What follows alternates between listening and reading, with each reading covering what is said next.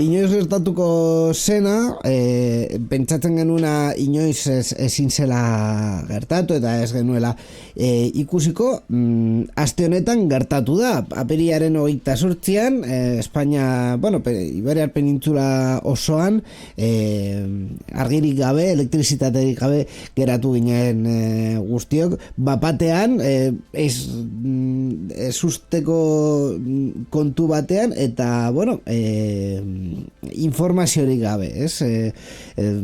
Uste dute momentu horretan guztiok lehenengo minututan zalantza asko izan genituela, galdera asko, erukubrazio asko baita, zurrumurro asko egon ziren, baina atzera begira esan genezake kontuan hartuta ia 45 milioi pertsona elektrizitaterik gabe geratu zirela,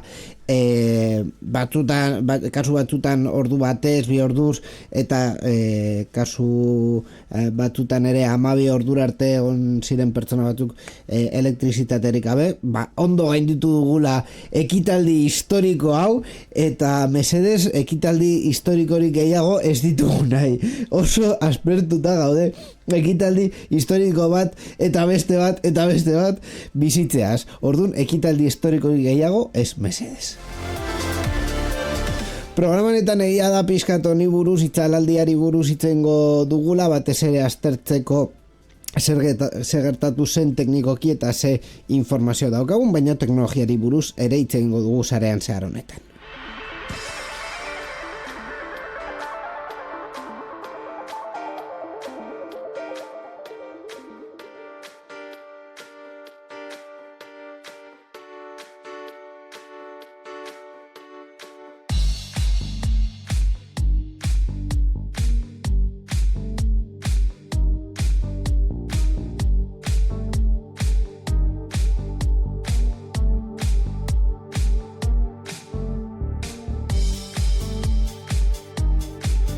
Programa honetan gauza asko ez dira beti bezalakoak izango. Akatsak ja entzun dituzu ordure, betik aurrera espero dugu akats gutxiago egitea, baino ikusten duzu ere, batez ere bideo formatuan kontsumitzen baduzu sarean zehar, hor dagoela niñito mimau de Euskadi Digital, programa guztietan dagoena eta programa guztietan ondo datorrena.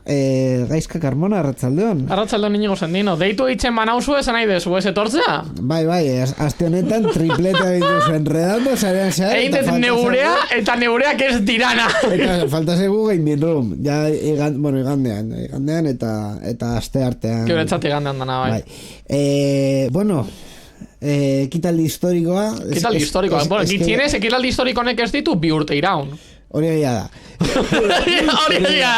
Baina 2020tik ona pandemia. Paparen eriotza. Paparen eriotza gertatu behar zan. Hori izan direz 5 urte dinot. Mutikoak ja adin bate bat. Bai. Adin bate bat. Papa guztiak bezala, Noski. Bazartzen dira zanak baita be, nahiko nagusek direz. Claro, ez zuten bereziki gazte aukeratu, en fin, horrelakoak. Imagina 30 urteko papa bat. Kurioso izango lehike. Baina momentuz ez dut uste ikusiko dugunik. Konklabea urrengo astean hasten da, horren ja ikusiko dugu. Eta ekitaldi historikotik ekitaldi historikora zuzelan bizi zenun itzalaldia?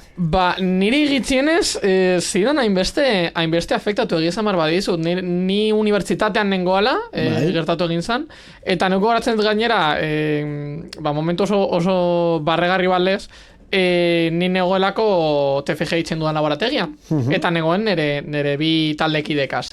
Eta hor biekin nengoela, gertatu zana izan zen, hori, argia itzalegin zela hori izan zen, dinogun guztiok izan genuen lehen kontaktua itzalegaz. Argia itzalegin zala. Argia joan da, ez da hori da, ez movida da zeuek bazenekitela argia juntzala. Gere kasuan, laboko argiak mugimendu zentsorea dekote. Orduan, ustet ordu bat edo ordu bat eterditara itzali egiten dira zala automatikoki eta geuz egiten dugu, besoak mugitu. Lehenengo teoria izan zen zentzori hau, su puta madre. Zentzori puto hau, itzali egin da, barriz. Orduan, nere taldekida jarri zan, hori besoak mugitzen. Eta neuk esan nion, amaia, que no. Pantaiak itzali eta pantaiak itzalita egonda, eta zere portatillo ez dago kargatzen, eta nirea bez, eta zara, zere pantaia funtzionatzen dugu, que ba, orduan, hor pentsatu genuan, bagian, departamentuan, edo pisuan, argia junein da. Orduan junginan, porque geuko hor badeko guz, gere kuadroak, gere elektrizitat kuadroak. Eta neuk esan nion taldikideari, neuk ez dut diferentzialik entzun geisten, porque ez det entzun, porque entzuten da, eta ez det entzun, orduan, claro, eta gainera ekoa dagoan gela baten, orduan junen ginen ikustera, eta efectivamente guztiak egozan gorantz, atera ginen labotik, eta ikusi genuan, pisu osoan ez egoala argirik. Eta justo bueltatu zen eta bueltatu zen erteizka, porque uniak dekoz sistema batzuko nintzen dugu horren ikuran. Eta ateratzen dira irakasleak haien geletatik eta bar, eta eskergia junda.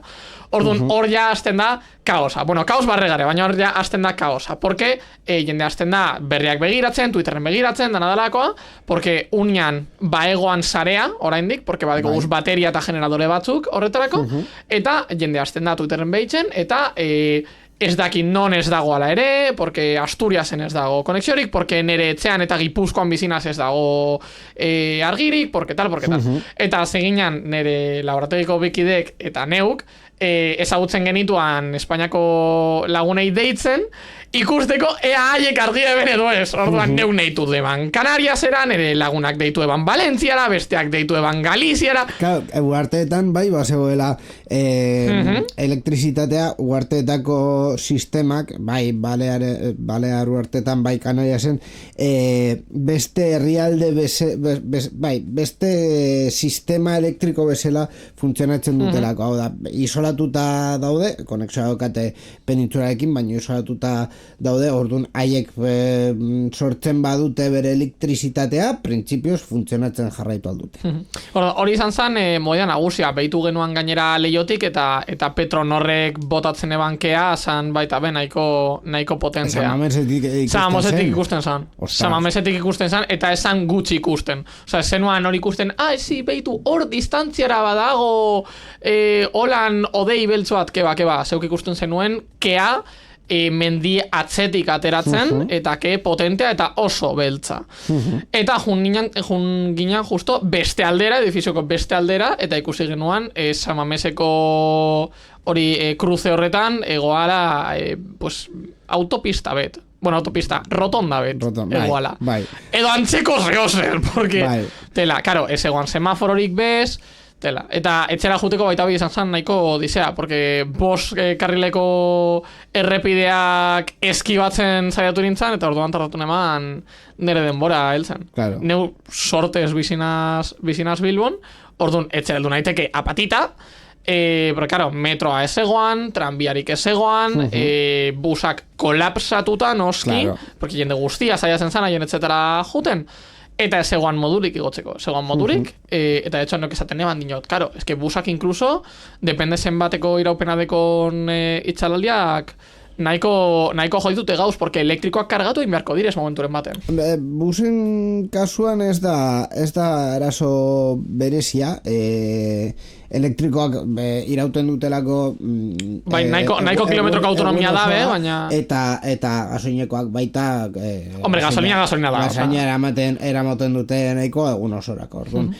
Autobusak ez ziren arazoa zan, autobusak ezin dutela kapasitate handiko garraioko erabiltzaileak zurgatu. Hau da, batez ere metroko kasuan eta Renfe ezin dituzu metroko erabiltzaile guztiak autobusetan sartu. Ez direlako sartzen, osea, fizikoki ezinezkoa da. Claro. Orduan, kasu horretan, bai. Fallatu egin eben, bai metroak, bai trenak, eta bai tranbiak. Osea, ezin dezu hori guztia sartu zerbitzu baten soilik. Osea, ez da posible. Nire esperientzia, por cierto, izan zan nahiko ez esperientzia, ninengolako hemen gertu autobus geltoki batean itxoiten a la vida sin más. A la vida sin más. Batean... Nimo, seguro korrean jaiketzen zara hoetik guztan eta itxoiten desu a la vida sin más. Bai, nire bizitzako momentu honetan, bai.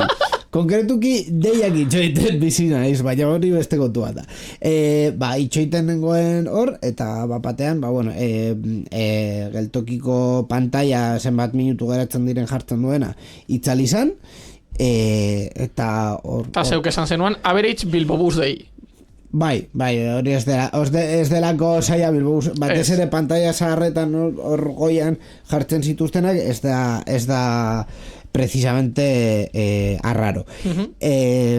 Hortik aurrera nire mutia ditu zidan, esan etxean elektrizitate gabe geratu ginala, un día pasé la oficina, baina ezenoan erlazionatu bat abestea, ezenoan pentsatu bezein. Ez, baina dei horretan fijatu nintzen, hemen daukagun ogitegi baten, eta esan nuen, ostras, horretan ere ez daukate elektrizitaterik, beste negozio batzutan ez da hain argi ikusten, baina kasu honetan hau urrutitik ikusten zen ez zeukala argirik, eta hori ez da ohikoa. Orduan ja izan zen nahiko arraro, eta ja ikusita zegoela ez elektrizitaterik, eta gero baita arazoak egon ziren mugikorreko konexioarekin.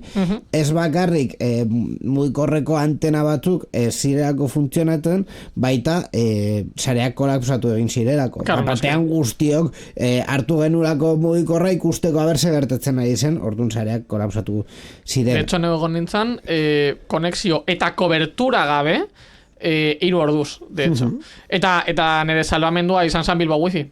Pero no coña. Eta beitu zaila dala hori zere salvamendua izatea, baina no esas pikaletan nengoala, eta ama deitu nahi neban, porque abisatu behar neban, etzerantz noala eta bar, eta ez neban modurik deitzeko, eta ikus neban Bilbao Wifi funtzionatzen ebala, eta konektatu nintzen, eta deitu neban WhatsApp bitartez.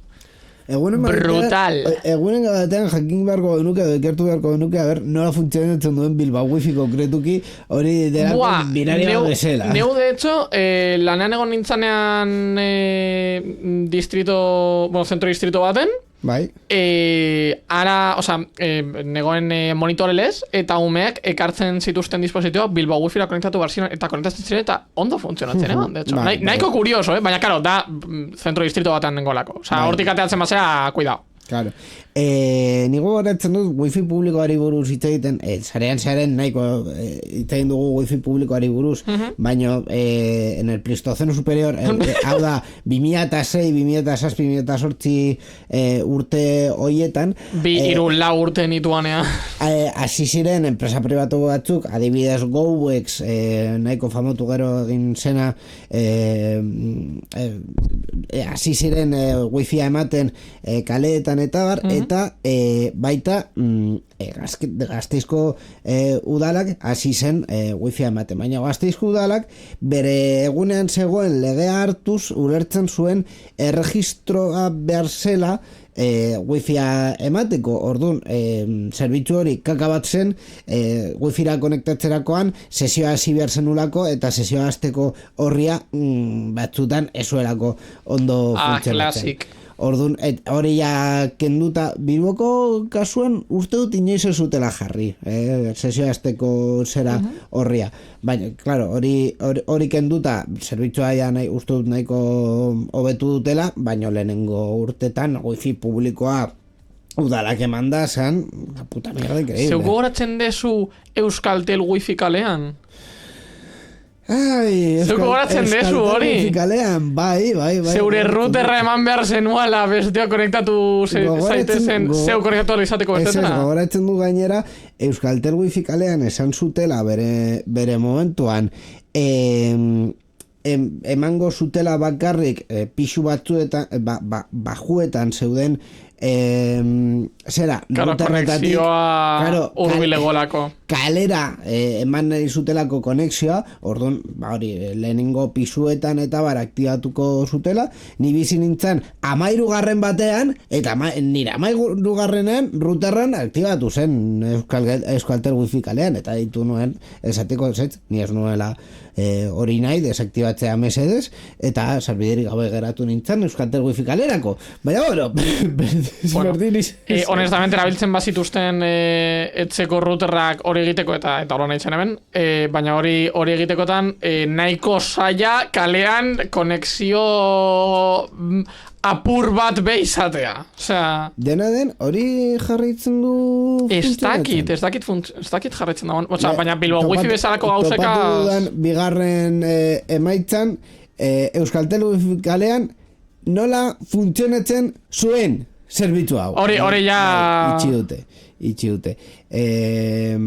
Bai, neuteko dan berria da 2023ko otsailekoa cierre de las redes de Euskaltel Wi-Fi kalean. Bai, orduan. En fin, arrakasta asko ez zuen izan.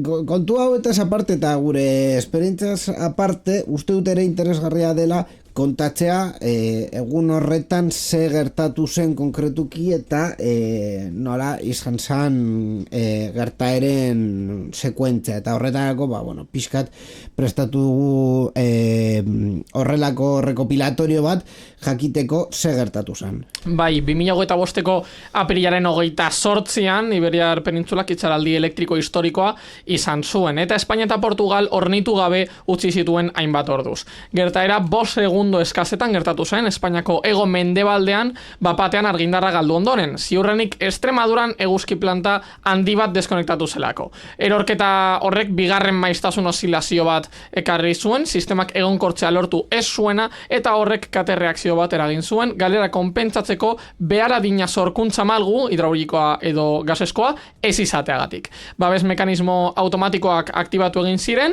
Iberiar sarea Europako gainerako herrialdetatik deskonektatuz eta 15 gigabatioko potentzia galera eraginez. Une horretako sorkuntzaren 60% baliokidea.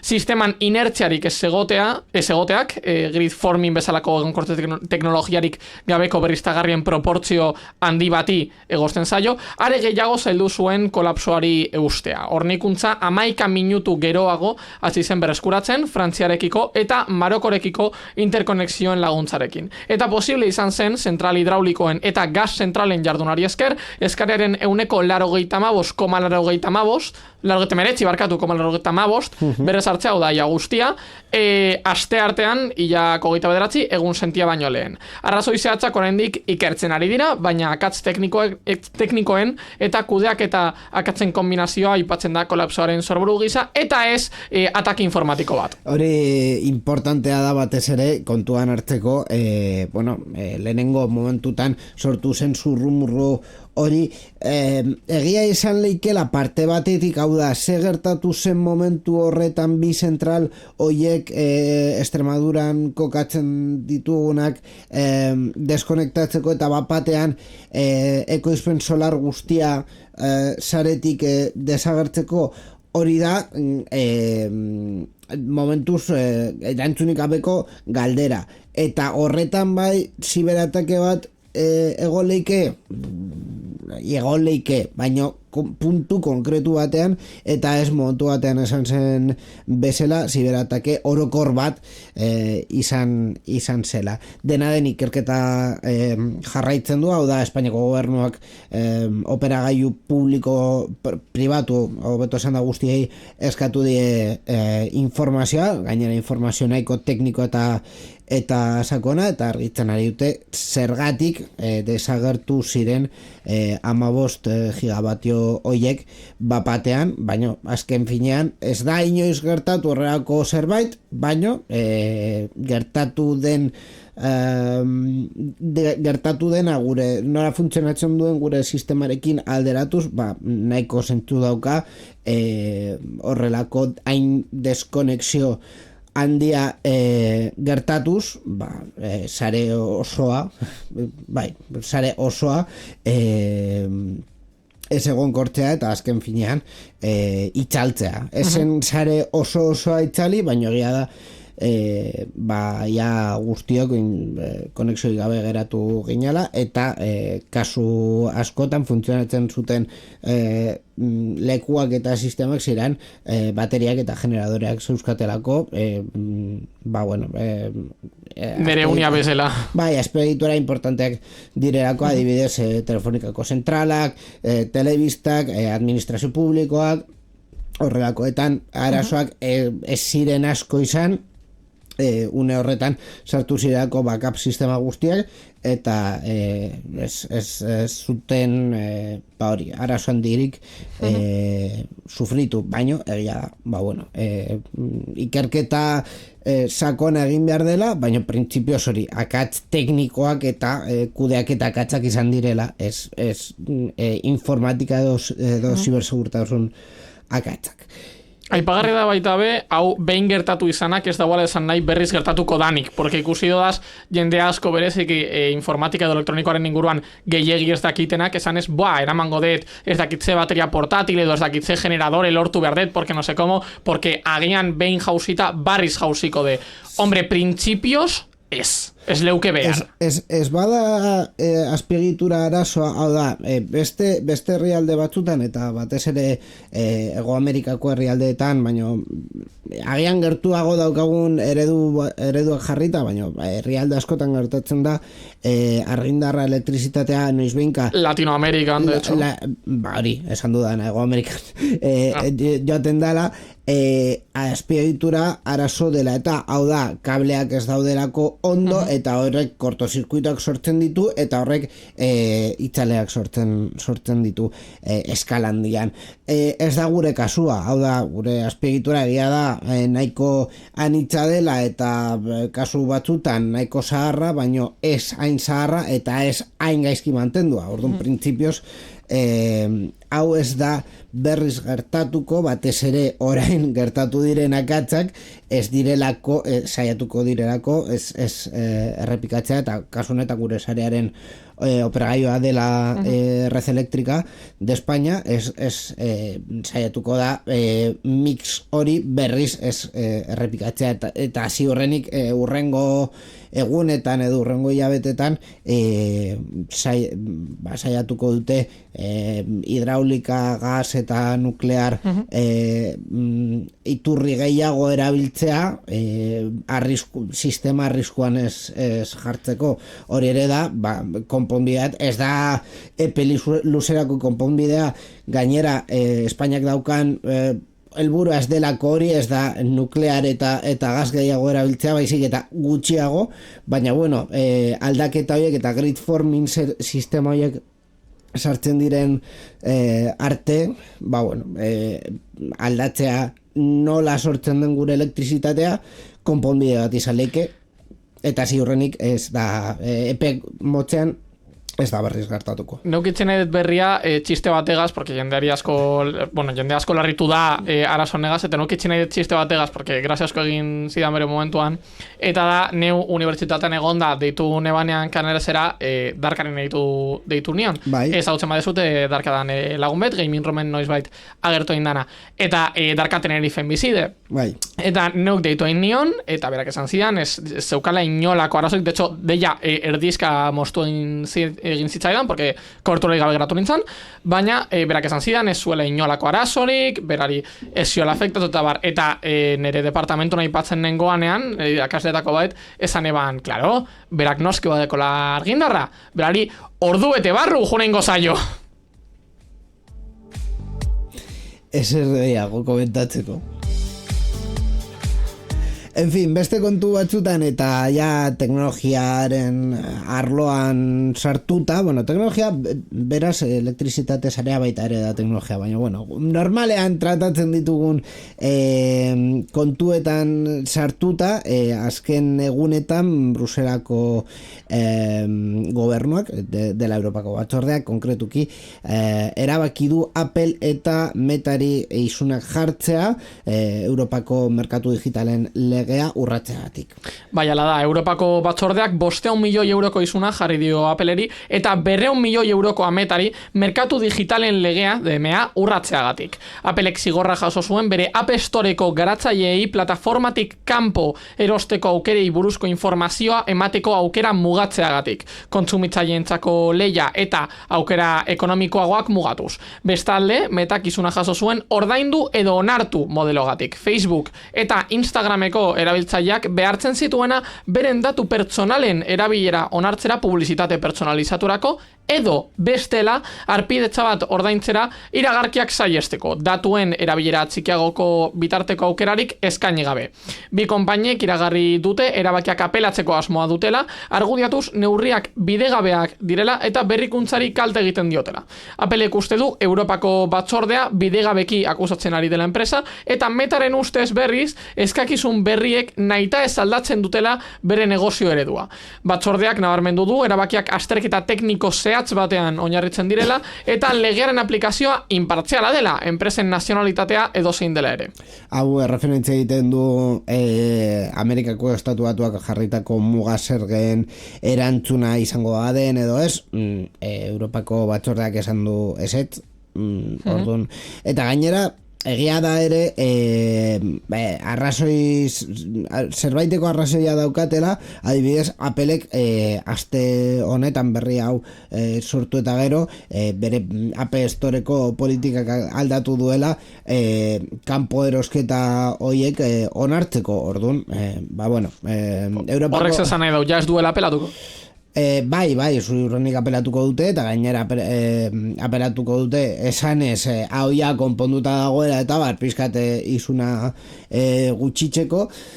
Eta egia da ere, kasu honetan merkatu digitalen legea azkenean kompetentzian sartzen den lege bat dela, baino nire iritziz uste dut hemen larriena dela Facebookeko, Metako kontua. Azkenean erabiltzaileari behartzen diotela ordaintzea bere datu pertsonalak modu konkretu batzutan ez erabiltzeko, eta gainera esaten dute consultos cojonazos nahi eta ez aldatzen duela bere negozio eredua. Orduan, zure negozio eredua da zure erabiltzaileen datuak erabiltzea gainera legearen kanpo edo legearen margen horretan, ez? Pues hijo, zure negozio eredua aldatu behar baduzu, pues te jodes.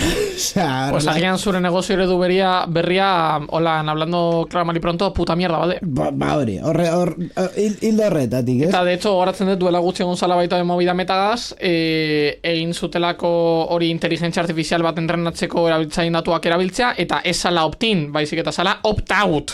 Eta ez zela erraza gainera ditzeko. Kasu askotan horrelako adimen artifizialeko sistemak sartu direnean aukera jarri da, baina aukera jarri da defektuz onartuta zukentzeko nahi baduzu. Egia da ere erabiltzaileen mugimendua kasu askotan izan dela kentzea eta guztion artean abisatzea aukera hori kentzeko, baina ez da horrela izan behar, hau da, ez dauka zentzurik erabiltzaileek une oro plataformaren kontra edo plataformak egiten dituen aldaketen erantzuna egin behar izatea. Plataforma hauek lege batzuk bete behar dituzte eta bete behar dituzte eta margen hoien jokuan sartzea erabiltzaileentzat, konpainian artean eta baina erabiltzaileentzat ez da bidezkoa, ez du gure denbora kontsumitu behar Metak aldaketa bat egin nahi duela, eta de verdad, dejarme en paz. Hau da pixkat baita ere kontua, ez da? Orduan, esan dako Appleen kasuan egia da kompetentziaren kontua izan da izun larriena, izun handiena eraman duela, baina egia da ere Apple ja onartzen ari duela kanpo erosteko informazio hori ematea App Storean, eta Metaren kasuan ez dakigu, ez da Metari berdin jako gainera ez da argitaratu aldaketa egin dutenik, orduan suposatzen dugu izuna onartuko dutela, eta ja izunarekin bat datozen aldaketak jarriko dituztela apelazio prozesua eta bar bukatzen denean.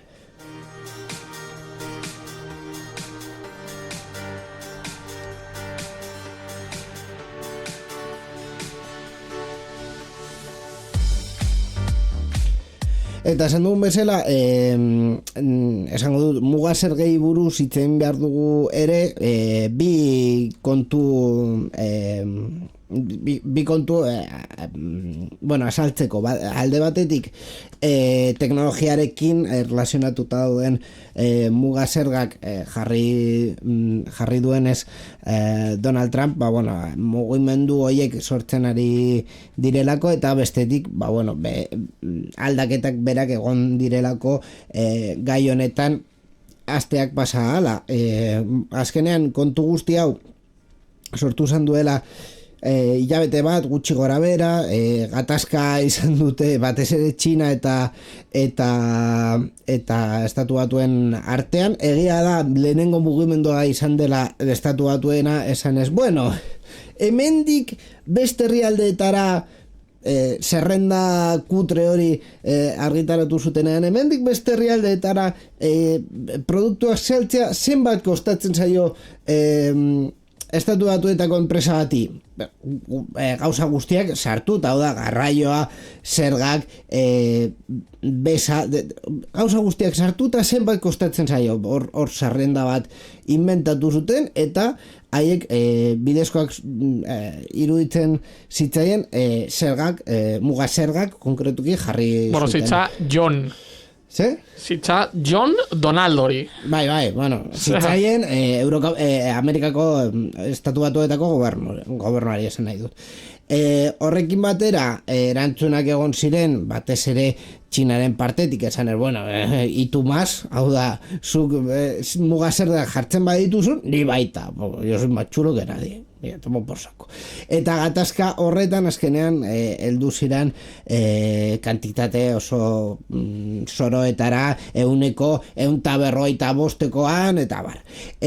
Gatazka horretan gainera beste aktore bat sartu zen, izan zirela enpresa teknologikoak esan gure produkzio guztia, gogoratu behar dizut, querido Trump, gure produkzio guztia Txinatik datorrela. Orduan, mesedes, relaja un poco, que hagen movida, Orduan, horretan, duela, hori, hiru asteburu edo alako zerbait, Estatu Batuetako gobernuak esan zuen ezetz. Txipak, semikonduktoreak, gailu elektronikoak eta bar, muga zerga horietatik kanpo geratuko zirela. Baino, gero, urrengo egunean esan zuten, baina beste mugase jarriko dizkiogu beste kantikitatekoak izango direla. Eta ja esango dugu zeintzuk izango diren. Momentuz ez dute zer esan. Orduan, horretako jokuetan daude Trump eta bere lagunek. Eta, claro, mugimendu guzti hauen artean, enpresa teknologiko batzuk ja haien fitxak ere mugitu dituzte pizkat babesteko. Hala da, eta zirgabetasun horren aurrean, AEB-tako merkatura bideratutako iPhoneen ekoizpen guztia Indiara eramatea erabaki du Applek 2026ko trantsizioa osatzeko eta horrela etorkizuneko muga zergen eragina arintzeko. Indiaren aukeraketak Appleren hornidura katean duen gero eta garrantzia handiagoari erantzuten dio. Izan ere, TSMC eta Foxconn bezalako bazkide estrategikoek azpiegitura dutean dagoeneko. Txinatik Indiarako ekoizpenaren trantsizioa onargarria da Applerentzat hurbiltasun geografikoagatik eta herrialde horretan dauden baliabideengatik. Foxconn eta Pegatron bezalako enpresek iPhoneak muntatzen dituzte jada Indian eta horrek egokitze logistikoa errazten dau. Hala ere, aldaketa erronka bat da ere, Applek eta Foxconnek Txinan batera eraiki zuten azpiegitura gutxiegi erabilita geratuko da herrialde horretako milioi askoko inbertsioen bizitza erabilgarria murriztuz. Egia da, Apple ja duela urte batzuk hasi zela iPhoneak muntatzen Indian, 2017tik konkretuki, eta egia da ere, Indian muntatzen zirela ja aurreko belaunaldiko mugikorrak eta baita ere gama entre comillas basukoak, hau da bere gama basukoak, 500 pavo. Bere gaman artean, iPhone SE eta horiek muntatzen ziren 500 pavo. Muntatzen ziren Indian. Aldaketa nahiko erresa da, eta gainera nahiko denbora kontuetan nahiko aproposa urrengo iPhonea uste dutela 17 aurkeztuko delako iraian, orduan hemendik iraiera produkzio kate berria sortu behar dute iPhone 17 horretarako, produkzio kate hori zuzenean Indian muntatuko dute, behintzat estatu batuetan salduko diren mugikorrentzako. iPhone 17, the best iPhone with ever made.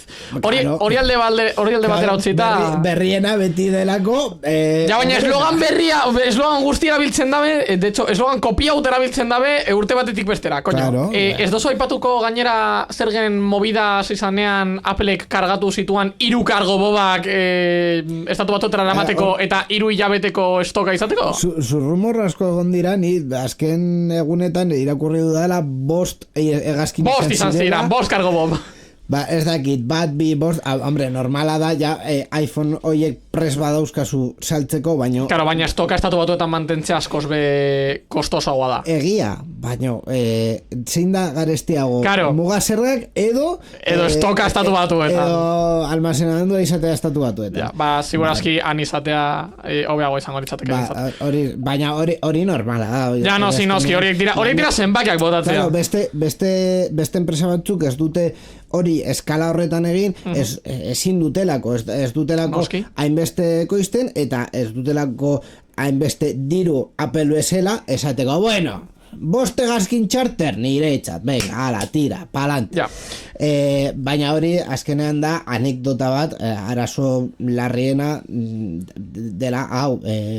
Kurioso da lan dabe, beste handiek, beste erraldoiek, hau eginez ez izana, izenak jartzarren, Samsungek nek dakidala ez dau produkzioarik mugitu, Huaweiek ez dau produkzioarik mugitu. Claro, baino Huawei, Samsung eta hoien salmenta portzentaia estatu batuetan ez da ni comparable Applekoarekin. Applek estatu batuetan mugikorren merkatuaren erdia baino nahiko gehiago dauka. Ez que estatu batuetan jendeak soilik Apple erosten dau, jo que se, azkarra dela usten delako, quiero decir. Eta estatus simbolo bat bezala. Correcto. Ez daukala zentzurik, baino estatus kontu horietan Apple pizkat marka burugabea dela esan genezake. Burugabe izaltzen baitu. Depende, egia da burugabe asko. Not to insult anyone, baina... Burugabe asko iPhone erosten dutela, baina Espainiaren asko gertatzen da, jende asko erosten duela Samsung, duela urte asko funtzionatzen zaielako ondo, eta ez dute pentsatzen baina hori logika, berri dagoen. Baina hori logika... Edo hobe dagoen. Neuk uste hori logika onargarriagoa dala, estatus simbolo bat erabiltzea baino. Quiero decir, estatu batuetan edo mundu osoan Lamborghini bat be, estatus simbolo bat de, eta jendeak ez dau Lamborghini bat erosten dau, laurdena balio dauan autobet. Ez dute Lamborghini bat erosten. Toyota Prius. Ezin dutelako Lamborghini bat erosi, ez dutelako kapasitatea. Baina badau jende asko, iPhone bat, ezin dauan erosi bez, eta bere burua hipotekatzen dau iPhone bat erosteko, porque estatus simbolo bade. Esan nahi dut. Ulertu nazasun, badakit direzala eskala askoz be, eskala handiagoak, itxeiten ari gera, 25.000 pao balio dituan autobet, edo 100.000 pao balio dituan autobet, 1.000 pao balio dituan, edo 250 pao balio dituan mugikor baten kontra, noski, bai. Zeroiek agiak... Claro, zero pila bat dire, noski. Baina badau jendea, baina neu baita be, alanda be ikusten dut, 1.200 pao balio dituan iPhone bet erosten dauana, eta ezin dauana iPhone hori erosi, eta ordaintzen dituana a plazos. Imagina 1.200 pavo ordaindu behar izatea a plazos. Bai. Nahi bet? Baina gainera plazoetan erosten dute eta horrelako finantzaketa jasotzen dute finantzaketa hori jasotzen aukera daukatea. Hombre, noski. Hau da, banku batek ez dio pertsona horri emango 100.000 euro Lamborghini bat erosteko. Hor dago ere eskala aldaketa. Orduan, hori egia da, baina baita... Bueno, Apple erabiltzaileak Starbucksera juten dire. Eta... ikusi duzu, bueno, Gasteizen esaren ez bizi, ez naz Gasteizen bizi. Ikustekoa izan zen, Starbucks ireki zenean Gasteizen, zelako lerro egon ziren hor, ordukoak eta ordukoak... Bospagoko kafe bat erosteko? Bospagoko kafe bat erosteko. Bilbon ere pixkat horrela gertatu zen, baina Gasteizko eskala izan zen, baina zoratzeko. Gainera, erdialdean dagoen plaza batean ireki zuten, leku nahiko famatu batean, orduan, lerroak ziren... kilometrikoak. Pues kasi. Bueno, eka ipatu nahi neban baita berri honen inguruan, bueltatuz Appleen mobidetara, Nvidiak baita fitxa mugitu dagoela, eta Nvidiak eraman dagoela bere produkzioaren atal oso garrantzitsu bat estatu batuetara directamente, estatu batuetan TSMC-ren, pues, precisamente, kompainia bera, txipak egiten dituen kompainia bera, TSMC-ren fabrikak erabiltzeko helburuarekin, intentzioa gitzienez uste deten bidana, zala, soilik estatu batuko demanda egitea fabrika horietan, porque noski horrek dekon tamaina haiek uste Taiwanen dekoten tamainarekin alderatuz, pues askoz betxikiagoa dalako. Claro, gainera esango dut mugasergen honen kontua ere da sartzen dugulako semikonduktoreak, txipak eta gailu elektroniko ja egindak saku berdinan. Claro. Oda, eta presioak ez dire santzekoak sikiera. Claro, eta gainera ekoiztu nahi baduzu bertan estatu batuetan lehenengo momenturako behintzat albidetu behar duzu txipak importatzea muntaia egiteko estatu batuetan, eta gero urrengo fasea izango da materia gordinak ekartzea txipak egiteko estatu batuetan gailuak muntatzeko. Gauza guztiak saku berdinan sartuta ez duzu promozionatzen estatu batuetan gailuak muntatzea edo gailuak sortzea. Ez duzulako ahaltzen material hoiek eta txip hoiek ekartzea estatu batuetara. Orduan, akatzan niretzat kontu honetan sekulakoa da, eta horregatik konpondu edo aldatu izan behar dute enpresa teknologikoak advertentzia hori egin dutenean. Azken finean horrelako mugimendua ez daukarako zentzurik.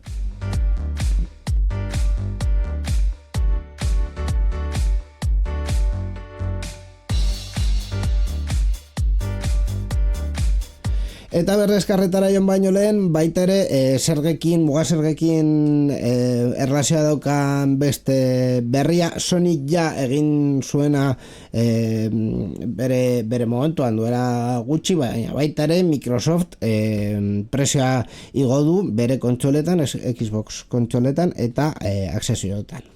Bai, ala da, Microsoftek iragarri du presioa igo egingo dela Xbox Series isa S kontsoletan, horien periferikoetan eta jokoetan mundu osoan eragina duten aldaketan. IGNeri egindako adierazpenean, konpainiako bozeramaile batek azaldu duenez, uste dugu aldaketa horiek desafiatzaileak direla, baina merkatuaren baldintzak eta garapen kostuen igoera kontuan hartuta egin dira. Mentira, egin dira kontuan hartuta bestekoa eta egin dituztera.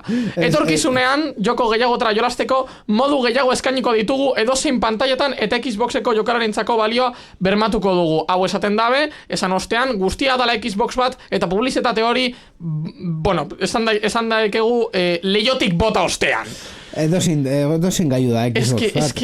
Edozein gaiu da Xbox bat, eta gero kendu egin eben, gero bota egin eben publizitate hori, yo no puedo. Bueno, prezioen aldaketak urrengoak direz. Itxain, gauzatxo bat. Esaten dute merkatuaren baldintzak eta garpen kostuak eta bar, hau, azkenean, momentu hau aprobetxatu dute mugasergeekin. Switch, 200 pavo, PlayStation, prezio igoera, Xbox, me sumo al carro. Ba hori, eta zurrunbilo asko dagoen esen mugasergeekin, esan dute, bueno, momentua da, presioak igotzeko eskusa bat daukagulako. Es que hau da mierda bat. O sea, porque Xbox Series Xbox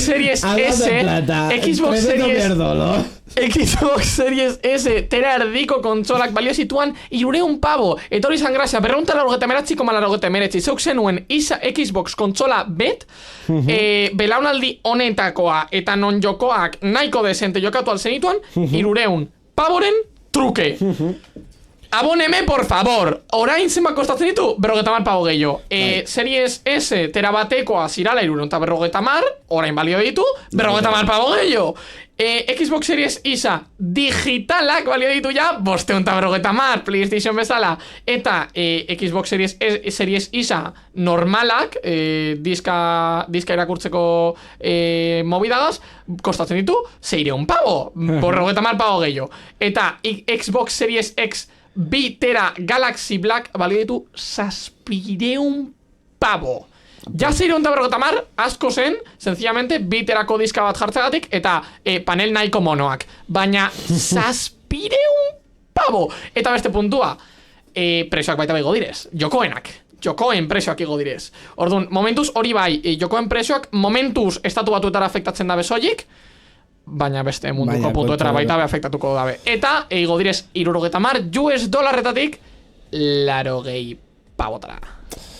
En fin, eta gero enpresek nahiko izango dute eta badakizu pirateria ezi egote. Badakizu zein dan, no, a favor de la pirateria totalmente. Euska Digitalek ez dau pirateria fomentatzen. Baina neuk bai, tal cual. Neuk ez ditut 80 pavo ordainduko joko batengatik gainera apurtuta ateratzen dana. Porque hori da txarrena. Osa, ateratzen dira zan jokoak, ez direz ateratzen osorik, eta ateratzen direz apurtuta. Eta nahi dezu 80 pavo ordaintza edo euntamar nahi badezu 5 eguneko antelazioarekin jokatu. Importante. Orduan, hori lehenengo puntua. Bigarrena, ez dekot neuk hori ingresorik hori ordaindu alizateko. Eta neuri gehien, bueno, tristura gehien ematen dauztana da direz umeak, de hecho. Umeak, porque neuk, pues bueno, neuk dirua gorde indaiket, jasotzen dan dirua gorde, eta 5 hilabete barru, erosi izangoet Nintendo Switch 2 berria doana dalakoa. Baina zeuk imaginatu umebet, etortzen dana, bere momentuan, zeu juten zinan zere gurasoen gana, eta esaten zenien DSi XL bat nahi zenuala, edo iru DS bat nahi zenuala, eta DS-ko joko hainbat jokatu alzen nituela, R-lau bat zartuz, 25 pago balio zituana, konfiguratu eta guzti den da baten, eta zeure gurasoak esaten hemen, bueno, pues vale, pues ok, factible. Baina oin, zeu juten zera, eta dinozuk, bueno, neuk nahi dut kontsola, eta Mario Kart digitala, porque merkeagoa da, eta nahi dut Donkey Kong Bananza, eta, bueno, kamera erosi beharko doztazu, porque nire lagunekin jokatu nahi dut, eta game chaterako subscription baita beharrendu beharko doztazu, porque nire lagunekin jokatu nahi dut, eta llegazeo nahi dut, eta gainera beste joko hau.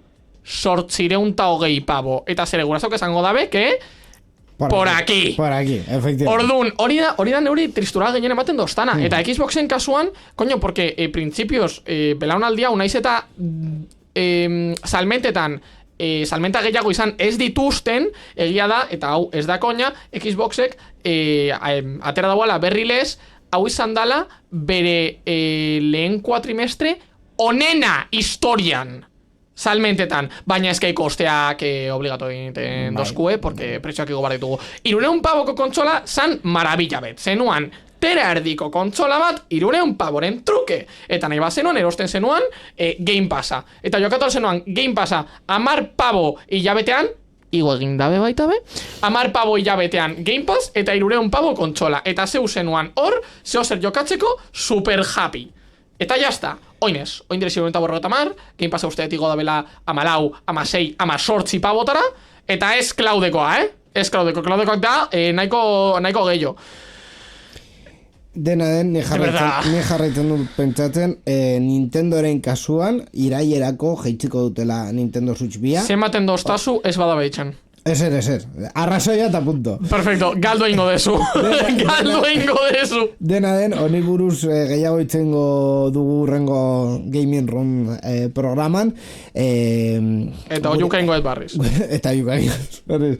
Guri tokatzen zaiguna da beste berri batzuk formatu txikian komentatzea. Berri askarrak, sarean zehar. Eta berri askar hauetan Ubuntu aipatuko software libreko sistema garagile famatuena bertsio berria daukana. Gaizka?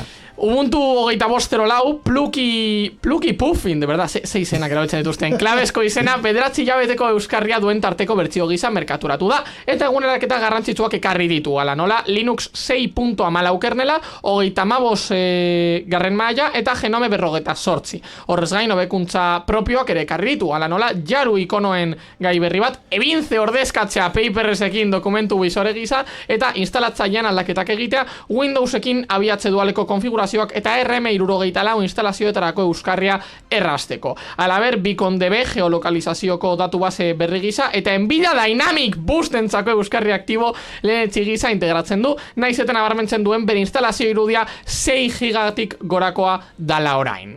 Nvidia Dynamic Boost! Nvidia, por fin! Nvidia rentzako driverrak Linuxen! Ez dakit zer den hori, baina Linuxera badoa jokuentzako ondo, ezta? Hombre, principios bai. Vale, Ubuntu hau jokuentzako ondo. Ui, barkatu. Eta ni nahi nuena.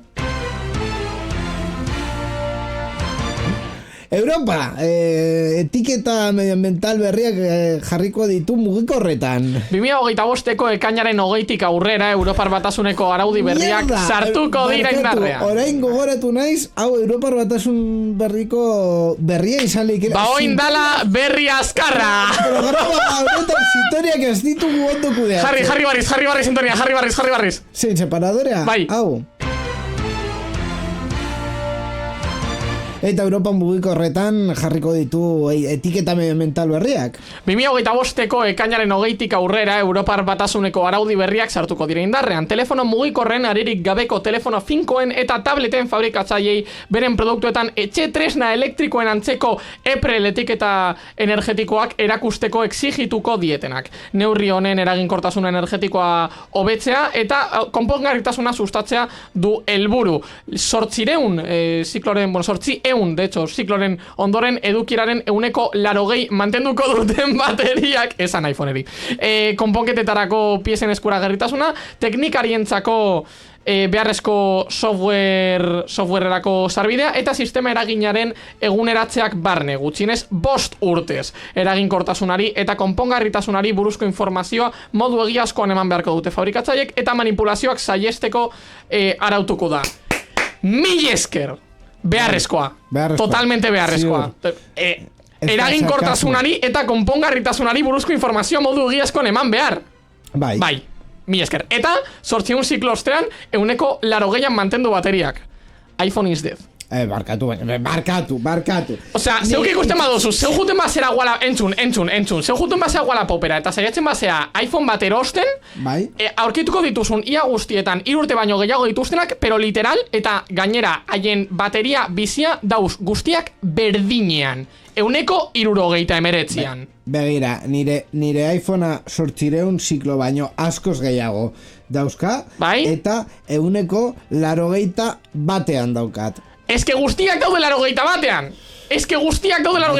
Apropos eitzen de! Baina 800 ziklokin, edozin iPhonea 180an... 80 bat, el clavado es 80 bat. Sartu, te lo digo en serio, sartu Wallapop'en eta bilatu iPhoneak eta guztietan jartzen dizute, bateria dagoela 180 batean. Guztietan. Eta gainera ezin daldatu. Berri eskarrek direla, bese deskontente. Eta YouTube 20 urte bete ditu.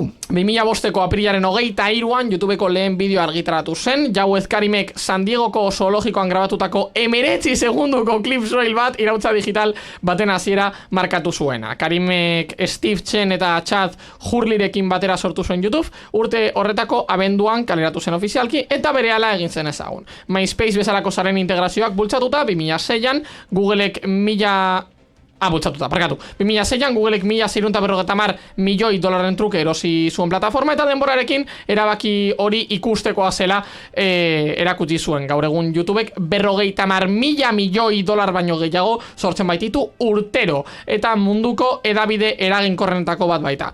20 milioi bideo baino gehiago igota eta milioika interakzio egunero, YouTube esperimentu soil bat izatetik bigarren webgune ezagunena izatera igaro da, Z belaunaldiko edukiaren kontsumoan funtsezkoa. Bai, esan daiket funtsezkoa dela, totalmente.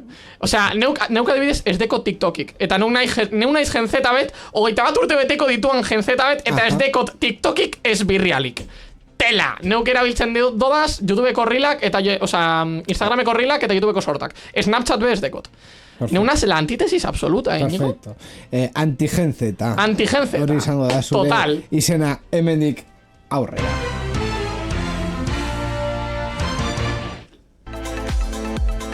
Sarean zehar Creative Commons aitortu ez komertziala 4.0 nazioarteko lizentziarekin banatzen da. Gurekin harremanetan jarri nahi baduzu email bidez egin dezakezu, info@sareanzehar.eus helbidean. Entzun gure programak irubebikoitza.sareanzehar.eus webgunean, baita iVoox, Spotify eta Apple Podcast plataformetan ere.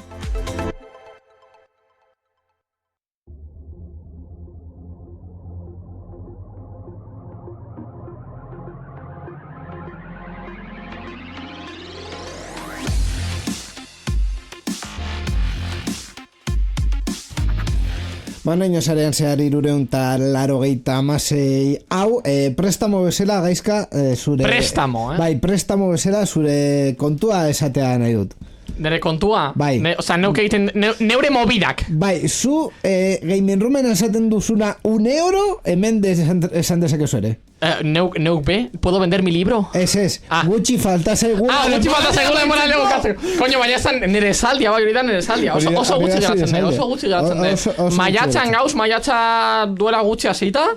Eta... De hecho, gaina bukatzerakoan ja, programa guztiak bukatzen ditu. Así que, 2 hilabete geratzen direz, 2 hilabete eta denboraldia bukatzen dugu, lau pavos programa geratzen direz, asko jota. Gaming Room, aste honetan, suposatzen dut presioen igoera buruz presioak igotzen direz, baina Gaming Roomen presioa ez da igotzen. Bueno, bai, Gaming Room beti doainik izango da. Gaming Room doainik izango da, zeuentzat jokalariak. Eta zeri buruz itzengo dugu? Ba, ez dekot ziur, baina ziurazki itzengo dugu Xboxen ingura, Xboxeri buruz, Xboxek hartu dituan erabaki buruz, eta baditugula presioak Nintendo Switch biaren jokoen eguneraketentzat. Badauz presioak, bai, esan zutenean Nintendo Switch 2 pack, expansion pack, horrek baditu presioak, horren inguran baita bitzengo dugu, eta GTA 6aren data jarri dela. Hori, 3 berrilez, orain, gero gehiago bilatu barko dodaz domekarako. Perfecto, hori izango da Gaming Roomen, sarean ja bukatu dugu, beraz gaizka eskerrik asko, eta urrengora arte. Bueno, zeuei baita be neu inbitatzagatik, neu hemen oso ondo pasatzen dut, eta urrengora arte, ez dakigula nos izango dan. Agian bueltatzen az denboralde bukatu baino lehen, Barriz. Ziurrenik. Edo denboraldiaren bukaera. Denboraldero, claro que sí, cómo no, sorpresa. En fin, eskerrik asko ere berrikuspen teknikoan egon den Mikel Carmonari eta irratietan dauden teknikari eta ekoizpen taldei programa honen emisioa posible egiteagatik. 2 aste barru teknologia gehiago hemen sarean zearen. Urrengora arte, agur!